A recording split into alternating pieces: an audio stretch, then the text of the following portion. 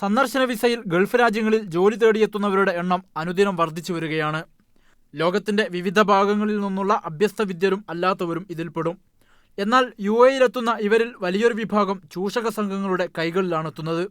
വ്യത്യസ്ത പേരുകളിലായി അറിയപ്പെടുന്ന റിക്രൂട്ട്മെന്റ് ഏജൻസികൾ ഉദ്യോഗാർത്ഥികളിൽ നിന്നും ജോലി വാഗ്ദാനം ചെയ്ത് 200 മുതൽ 1000 ദിർഹം വരെ ഈടാക്കുന്നു.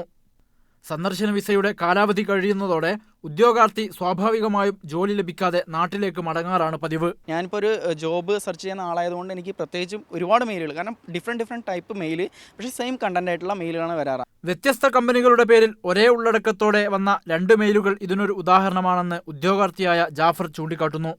ഷാർജയും അജ്മാനും കേന്ദ്രീകരിച്ചാണ് ഇത്തരം സ്ഥാപനങ്ങൾ പ്രവർത്തിക്കുന്നതെന്ന് വ്യാപകമായ ആരോപണമുണ്ട്. എന്നാൽ നിയമവിരുദ്ധമായി പ്രവർത്തിക്കുന്ന ഇത്തരം സ്ഥാപനങ്ങൾക്കെതിരെ പരാതി നൽകാൻ ആരും മുതിരുന്നില്ല എന്നതാണ് വസ്തുത. മിനിസ്ട്രി ഓഫ് ലേബറിൽ കംപ്ലയിൻറ്റ് കൊടുക്കാം, പോലീസിൽ കൊടുക്കാം.